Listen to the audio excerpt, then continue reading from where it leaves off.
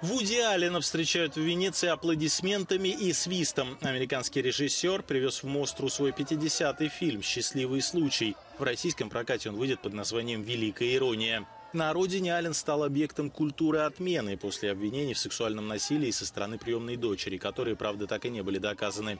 Тем не менее, и в Венеции некоторые гости фестиваля выступили против участия Аллена.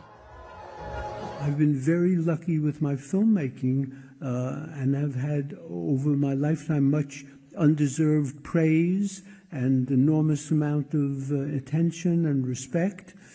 And so I have nothing but, good fortune, and I hope it holds out. Of course, it's early this afternoon, so...